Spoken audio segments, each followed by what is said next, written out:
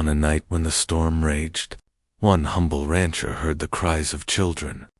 Lost to the river, he risked everything to save them, plunging into the deadly waters, with no promise of coming back. But at dawn, the horizon thundered with hooves. Their father had come, with 100 warriors, accused of kidnapping, surrounded, alone, his life balanced on the edge of a blade. This is the tale of a man who faced the wild, fought the impossible, and found a brotherhood forged in fire. But survival always comes with a cost. Wet soil and lightning-burnt air. He cursed under his breath as he pulled rope taut around a fence post, the storm testing every inch of his small ranch. Then, through the fury of rain and wind, a sound pierced the night. At first, Boone thought it was the groan of a tree snapping in the distance. But then it came again, a thin, desperate cry. His head snapped up, heart hammering. The cries were faint, nearly lost in the roar of the river. He stumbled toward the sound, eyes narrowing against the stinging rain, until he reached the bank. The river boiled with rage, black water thrashing with white foam. Lightning tore across the sky, illuminating a sight that froze him. 2 children clung to a splintered log, their small arms wrapped tight, faces twisted with terror. A boy no more than 9 and a smaller girl, no older than 6. The boy held on grimly, teeth clenched, while the girl's head dipped dangerously toward the water. They were being pulled downstream, toward certain death. Boone's gut clenched. Their braids, their faces, he knew they were native children. The thought struck like a rifle shot. Saving them would draw trouble. But watching them drown, letting them be claimed by the river, was something his soul could not bear. God help me, he muttered, stripping off his coat. He tossed his rifle into the mud, boots kicking against the bank. Then, without hesitation, he dove. The river swallowed him whole. It was like plunging into ice, the cold driving needles into his lungs. The current ripped at him, tumbling his body, spinning him beneath the surface. For a heartbeat, all was darkness, bubbles rushing past his eyes. He fought upward, breaking the surface with a desperate gasp. "Hold on," he shouted, though the words were shredded by wind. The children were drifting further, their logs spinning. Boone struck out toward them, every stroke a war against the current. His arms ached, his chest burned, water filled his mouth when he slipped beneath the waves. But still he pushed, the vision of those small hands slipping away, dragging him forward. His hand caught the boy's arm. The child screamed, clawing tighter to the log. Boone pulled with all his strength, nearly tearing the boy free. With one arm, he locked the boy against his chest. The girl slipped, her tiny hand sliding off. "No," Boone roared, lunging through the waves. His hand closed around her wrist, just as the river tried to take her. She coughed, sputtering water, clinging desperately to his sleeve. Boone kicked with the last of his strength, dragging them toward the bank.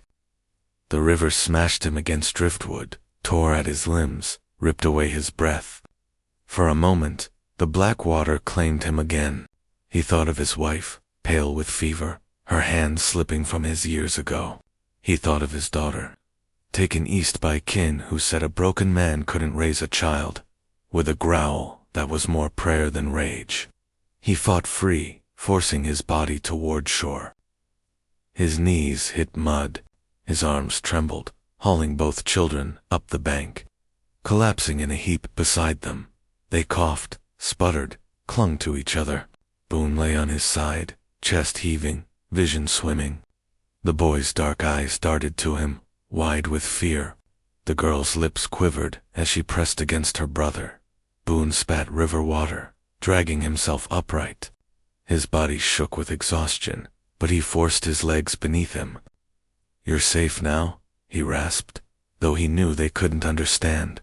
The girl's hand, small and trembling, brushed his sleeve. Boone looked down at her. In her frightened eyes, he saw something he hadn't felt in years, a flicker of trust, in his cabin. The storm raged outside while the fire crackled within. Boone stripped the children of their soaked clothes, draping blankets around their shoulders, setting their garments to dry near the hearth. The boy kept his arm wrapped protectively around his sister, their eyes never leaving him.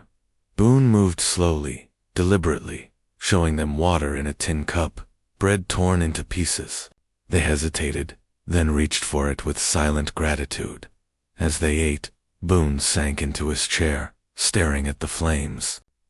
Above the mantel sat a faded portrait his wife, her kind eyes watching him still, cradling the baby they once had. He swallowed hard, the old ache swelling in his chest. His daughter was gone, his wife buried, his ranch silent. He looked at the two children huddled by the fire, their small frames trembling under the blankets. He saw not strangers, not danger, but innocence. His loneliness wrapped around them like a second skin. "Ain't no child deserves to die in a river storm," he whispered to the fire. The storm eased into silence. The night passed in flickering shadows. Boone bandaged the boy's scraped arms, listened to the soft breathing of the girl as she dozed in the chair, and thought of the long years behind him, the weight of solitude pressing heavier than the storm had dot by dawn. The sky was pale, the earth steaming as the sun touched the wet plains. Boone stepped outside, the air cool and damp, and lifted his face to the morning. For a moment he felt peace, then he heard its hooves, distant at first, but growing, shaking the ground. He turned, squinting into the horizon. A dust cloud rose, and from it thundered riders. Dozens at first, then more. Warriors' painted faces gleamed in the light, rifles and spears catching the sun. Their war cries cut through the morning air, rolling like thunder across the prairie. At their head rode a man unlike the rest, taller, broader, his hair crowned with feathers, scars carved into his face like history written in flesh. His eyes burned with fury, locked upon Boone's small cabin. The children's father had come, 100 riders, a storm of men and horses, bearing down upon a single rancher who stood empty-handed before his door. Boone's breath stilled in his chest. He knew the river had only been the first trial. The true storm was here. The earth trembled beneath 100 hooves, a low thunder rolling across the open prairie. Dust rose in a vast cloud, swallowing the horizon, and within it came the warriors. Painted faces streaked with symbols of war, spears and rifles flashing as the first light of dawn spilled across the land. Their cries carried like the voices of ghosts, wild and unyielding, each one sharpened to strike fear into any heart that dared oppose them. Elias Boone stood at the threshold of his cabin, the butt of his old rifle resting against the doorframe. His thumb brushed over the chamber. 3 bullets. 3 bullets against 100. He could have loaded them, could have taken the rifle into his hands and fired until they cut him down. But what would it buy? Nothing. Behind him, through the cracked door, 2 small faces peered out. The boy's dark eyes were wide, protective, his arm wrapped around the little girl as if to shield her from the sight. Boone felt the weight of their gaze pressing between his shoulder blades. He could run. He could lock the door and pray for mercy, but he was too tired of running from his past, from his ghosts, from life itself. He stepped forward, out into the open. His boots sank slightly in the wet earth. The sun caught the edges of his worn shirt, plastered to his body with sweat and storm water. As the first riders broke from the dust cloud, he bent down, took the rifle in his hands and laid it on the ground. The warriors encircled the cabin in a tightening ring, their horses snorting, nostrils flaring. They towered over him, shadows on restless beasts, their eyes sharp with suspicion and rage. The painted symbols on their faces seemed to shift in the morning light. Alive, whispering stories Boone could not understand. At their center rode a man who needed no introduction. He was taller than the rest, broader in his shoulders, his hair braided and crowned with feathers that swayed in the wind. Across his cheek ran an old scar, carved deep like a canyon, and his eyes dark, blazing fixed on Boone with a fury that could shatter stone. This was Chief Kestrel, the father of the children Boone had pulled from the river. Boone opened his hands wide, palms outward. He said nothing at first, letting the silence stretch. His voice would not carry weight against the roar of their anger. Only his stillness, his surrender, might. He lowered his head slightly, not in fear, but in recognition of what stood before him. A warrior to Kestrel's right barked something sharp, guttural, pointing toward Boone with his spear. Others joined, their voices rising like fire leaping from branch to branch. The meaning was clear. Enough Boone was a thief, a kidnapper, a man who dared to steal their children. No, Boone said, his voice low but steady. He tapped his chest, then pointed toward the river. He swept his arm, as if mimicking the rush of water, then grabbed his own sleeve, pretending to pull. Finally, he placed his hand over his heart and pointed back to the cabin. The warriors snarled in confusion. Kestrel's eyes narrowed. He dismounted, boots sinking into the mud, and strode toward Boone. The air grew tighter, the ring of horses pressing closer. Boone did not move. His heart hammered, but he held the chief's gaze. Kestrel stood before him now, taller by a head, close enough that Boone could see the lines of grief etched into his face. He said something low and sharp, the language foreign to Boone's ears, but the tone carried the weight of accusation. Boone shook his head. Slowly, carefully, he bent to one knee, scooped a handful of mud, and spread it across his chest. He clutched his throat, mind choking, his eyes rolling as though drowning. Then he reached his arm out, just as he had in the river, and clasped his own wrist, pulling against invisible water. His breath heaved as though he were still fighting for air. When he stopped, silence pressed against the circle of warriors. Their eyes darted between one another. Some muttered, distrust thick in their voices. Others spat into the dirt, shaking their heads. Kestrel's gaze was unrelenting. His hand rested on the knife at his belt, his jaw tight, lips pressed thin. He spoke again, louder this time, gesturing toward Boone, as though the man himself were the storm. The answer from the warriors was fierce. Their voices rose, a tide of condemnation. Spears lifted, rifles shifted. Stop, Boone shouted, the word tearing from his throat. He turned toward the cabin, motioning urgently. The door creaked. Two small figures stepped into the light. The boy and girl, hesitant, clutching each other's hands, walked forward. Their bare feet left wet prints in the earth. The girl's eyes found her father, and she cried out a single, piercing note of recognition. She tore free from her brother's grasp and ran straight into Kestrel's arms. He dropped to his knees, pulling her tight against him, his face breaking with something between fury and relief. The boy followed slower, his hand brushing Boone's sleeve, before he too went to his father. When they reached him, both children turned and pointed back at Boone. The warriors fell into stunned silence. Only the wind whispered across the plain. Boone stood rooted, every muscle taut, his hand still open, empty. His chest rose and fell, the silence louder than any war cry. Kestrel looked down at his children, their words tumbling out in their native tongue. His brow furrowed, his hand still holding his daughter close. Slowly, his gaze lifted to Boone again. The fury was still there, smoldering like coals beneath ash. But now it was mixed with something heavier, doubt. The circle of warriors shifted restlessly. Some growled for blood. One raised his spear, shouting, only to be silenced by a sharp command from Kestrel. He rose to his full height, his children still clutching at him, his eyes locked on Boone's, steady, unreadable. Then, with a voice like stone grinding on stone, he gave an order. Two warriors dismounted. They seized Boone by the arms, not roughly, but firmly, the way one would bind a prisoner of war. Boone did not resist. His eyes stayed on the chief. Kestrel pointed toward the horizon, then back at Boone, his words sharp, final. Boone didn't need to understand the language to know their meaning. His fate would not be decided here, but before the council of the tribe. The riders wheeled, forming around him, the children now safe within the chief's hold. Boone was dragged toward a waiting horse as the sun rose higher, painting the plains in gold.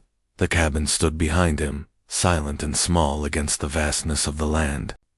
Boone's heart was steady, though fear coiled tight in his gut.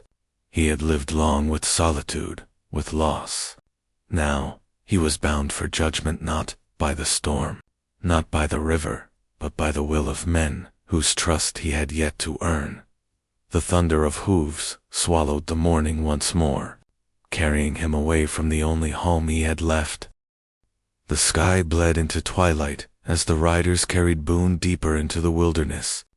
The plains gave way to groves of cottonwood and aspen, their leaves whispering in the wind like 1,000 hidden voices.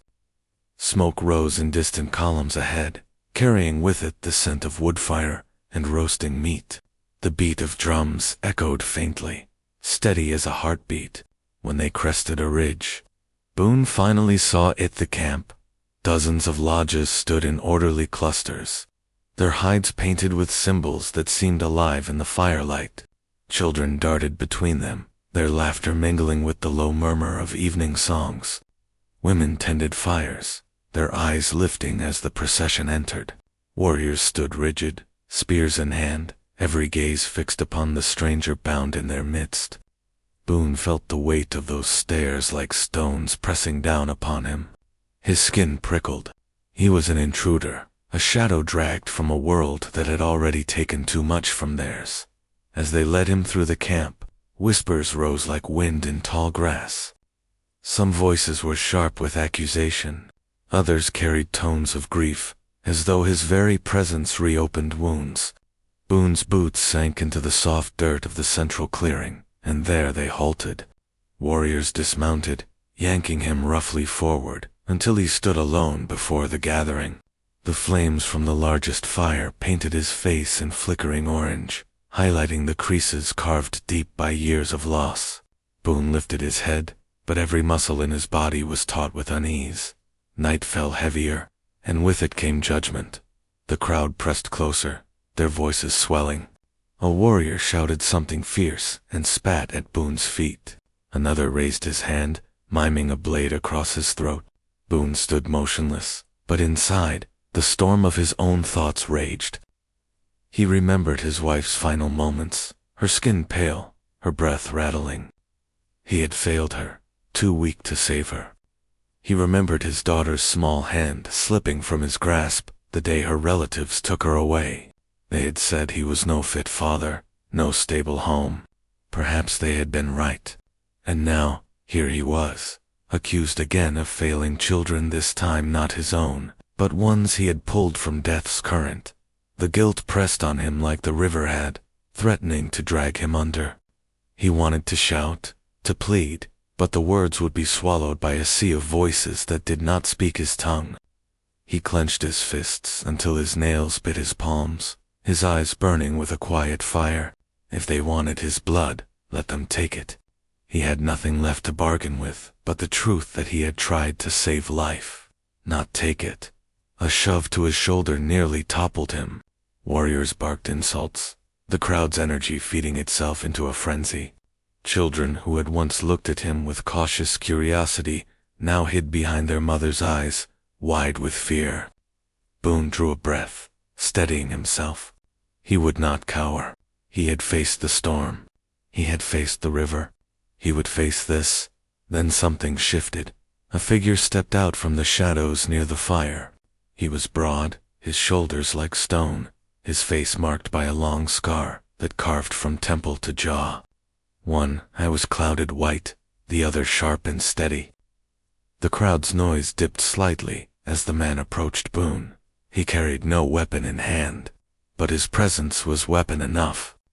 Boone braced himself. Instead of striking, the scarred warrior paused at his side. He reached into a pouch and pulled out a small skin of water. Without a word, he pressed it into Boone's hands. The gesture was simple, but it rippled through the crowd like a stone dropped into still water. Boone hesitated, then drank, the coolness easing the fire in his throat. When he lowered the skin, the warrior's hand brushed briefly against his arm, steadying him. Boone met his gaze, and found no malice there, only a quiet, watchful strength. The man returned to his place in the circle, but Boone felt the weight of his presence lingering. Someone, at least, had seen more than just an enemy in him. Through the long hours of that night, Boone remained in the clearing under guard. The scarred warrior drifted near at intervals, always silent. But once he placed a strip of dried meat at Boone's feet. Another time he stood between him and a group of younger men eager to throw stones. Boone did not know his name, but already he carried it in his mind, Iron Bear. At last, the drums ceased. From the largest lodge emerged the elders, men and women whose faces were lined with years of memory. Their steps were slow, but heavy with authority. The crowd hushed, the fire crackling louder in the silence they left. Chief Kestrel stood at their side, his children near him. Their eyes clung to Boone, wide and uncertain. The elders spoke among themselves in low, rhythmic tones Boone could not follow. At intervals, they gestured toward him, toward the children, toward the river beyond the horizon. Boone stood as still as stone, but his heart pounded like a hammer. Finally, one elder stepped forward. He spoke in words Boone did not know, yet the meaning came clear enough through gesture and tone. His arm swept outward toward the wilderness beyond the camp. His hand curled into a fist, then opened as though casting something into the wind. The crowd murmured. Boone caught fragments, one word repeated again and again. Each time harder, sharper, trial. Kestrel's gaze burned into him. Then the chief spoke a single phrase that cut through the silence. His voice like iron on stone. Boone understood, without needing translation. His life would not be taken here, but neither was he free. He would be tested, cast into the wilderness with nothing, told to survive, told to prove himself not with words but with will. It was a trial by fire, and the flames waited just beyond the dark trees. They stripped him of rifle, knife, and rope. When the warriors led him beyond the glow of the campfires, Boone walked with his hands unbound, but his soul heavy. At the edge of the forest, Chief Kestrel halted. He pointed toward the dark horizon, where the mountains crouched like sleeping beasts. His voice rang low and final. Boone didn't understand the words, but he didn't need tooth. Meaning was plain enough. Survive the night. Return at dawn. Only then would his fate be judged. Then they left him. The wilderness swallowed him whole. The forest pressed close, thick with shadows, the moon veiled by drifting clouds. The ground was uneven, littered with roots that snagged his boots. Every sound felt magnified, the creak of branches, the sigh of the wind, the distant cry of an owl. Boone moved slowly, arms wrapped around himself, as the chill seeped into his bones. He had no fire, no food, no blade. All he carried was the weight of a life scarred by loss, and the question of whether this test was meant to prove him or break him. Hours stretched thin. His breath plumed white in the bitter cold. The ache in his stomach gnawed, reminding him he had eaten nothing since before the storm. Thirst clawed at his throat. He stumbled upon a trickle of stream and fell to his knees, gulping down handfuls of icy water until his belly cramped. He wiped his mouth with a shaking hand, staring at the trembling reflection in the stream, his own face, haggard and hollow, eyes bloodshot, jaw clenched tight against despair. But despair seeped in anyway. Memories came, unbidden and merciless. His wife's fevered skin, her trembling hand slipping from his as death claimed her. His daughter's tear-streaked face the day she was taken east, her small voice calling for him as he stood powerless. Boone squeezed his eyes shut, as if darkness could banish the ghosts. But the wilderness was full of ghosts. They lingered in every whisper of the wind, every flicker of shadow between trees. When the howl came, it sliced the night open. Boone froze. Another answered, closer. then a third. The hair on his neck bristled. He rose to his feet, heart hammering, scanning the dark undergrowth. Eyes glowed faintly in the tree-line yellow, unblinking. Wolves. The first lunged. Boone staggered back, grabbing a branch from the ground and swinging wildly. Teeth snapped inches from his arm. He slammed the branch into the wolf's ribs, felt it shudder and retreat, but another darted in from the side, jaws clamping onto his sleeve, tearing fabric and skin. Boone roared, punching, kicking, fighting like a cornered animal. His knuckles split against bone and fur. Pain seared up his arm. The wolves circled, testing, waiting for weakness. One leaped for his throat. Boone caught it mid-air, both hands gripping its scruff. The weight drove him backward into the dirt. Hot breath filled his face, teeth snapping inches from his flesh. He twisted, slammed the beast against the ground, but its claws raked his chest.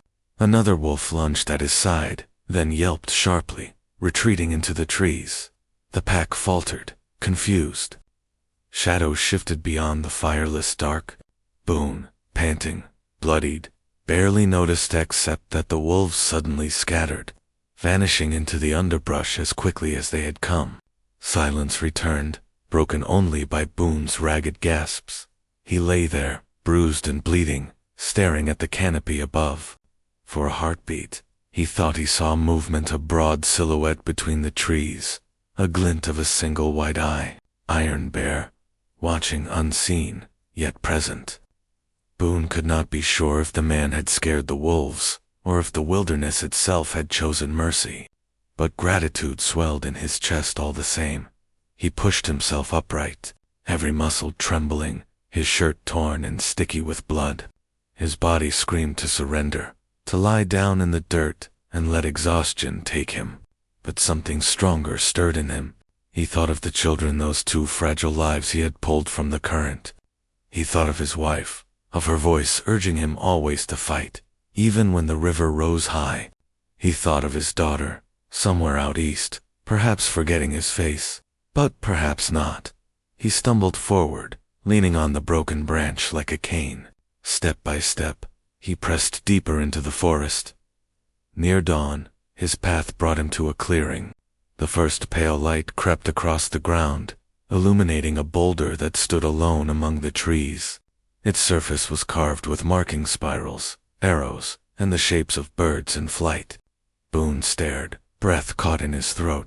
The symbols matched what he had seen drawn in the dirt by the children the night before. This stone meant something to them, something sacred. He laid his bloodied hand upon it. The stone was cold, yet steady, solid against his palm. Boone felt strength stir in him.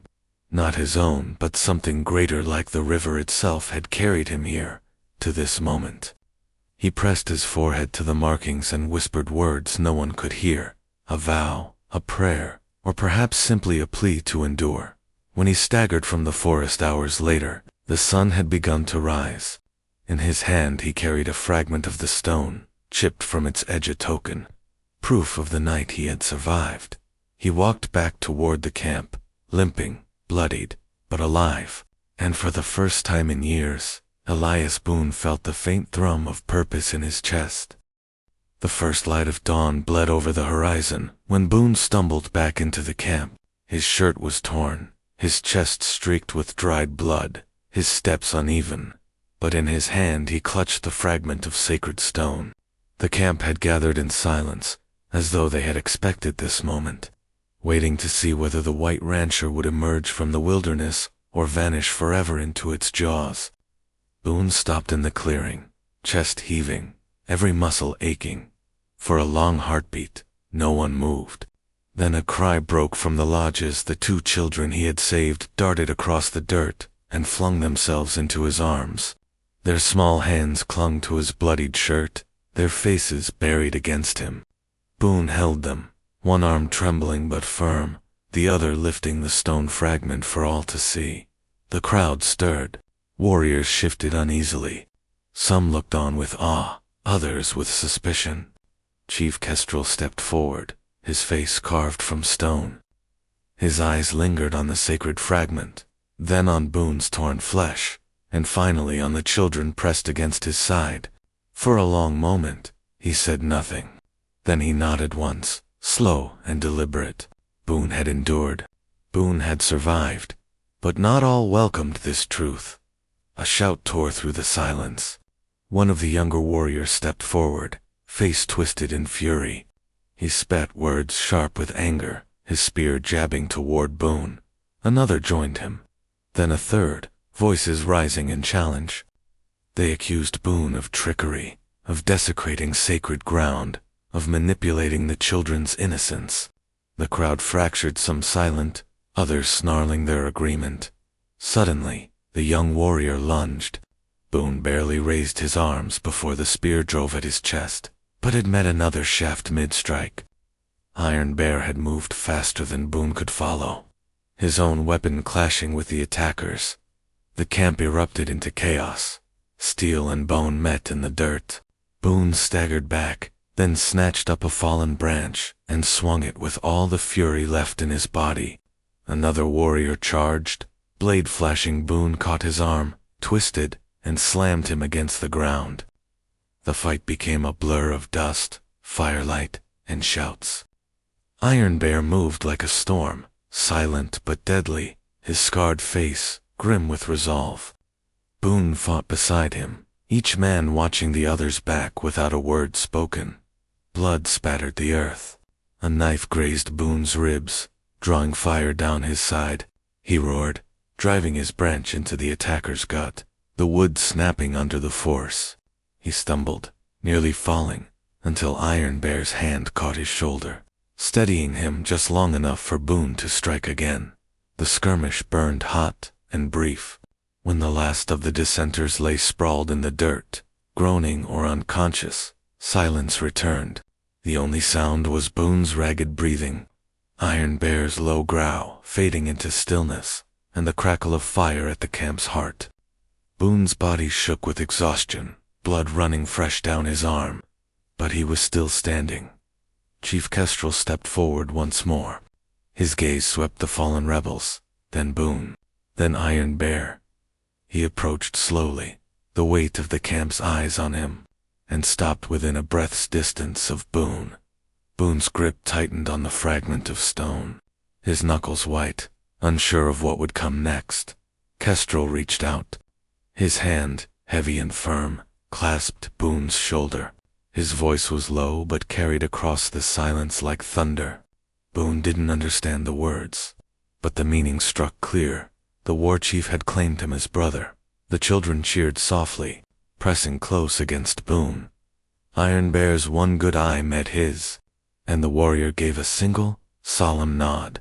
No words, no need. Boone felt the bond in his marrow tested in blood, tempered in fire. Acceptance spread slowly through the camp. Heads bowed, weapons lowered.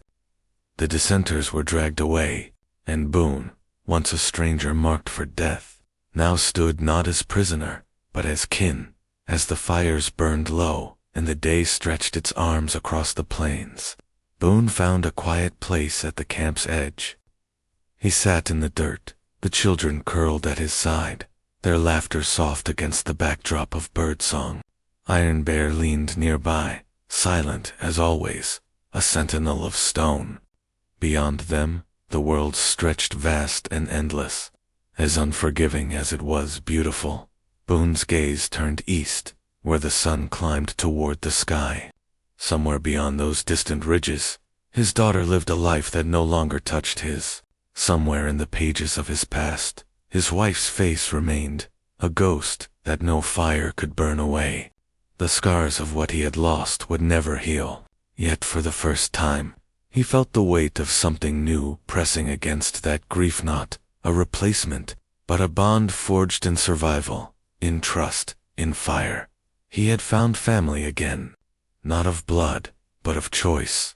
Not in the house he once built with his wife, but here, in the wilderness that had tried to kill him and instead carved him into something new. He rose slowly, shoulders squared, the sacred fragment heavy in his hand. He looked out across the horizon, where the sky bled gold and crimson, and he breathed deep. His voice came low, like a vow carried by the wind. We endure. The narration closed like a hand over the heart, words folding into the firelight. In every age, in every land, survival demands sacrifice. Trust is not given, it is earned. And sometimes, family is not the blood that binds us, but the fire that tempers us. Elias Boone walked into the wilderness alone, but he did not walk out the same. And as the screen dimmed, the call to action rose steady and strong. If this story moved you, if you believe in resilience, in sacrifice, in trust forged in fire, don't forget to like, share, and subscribe. Join us again for more tales of the untamed frontier, where survival and the human spirit are tested beyond the edge of endurance.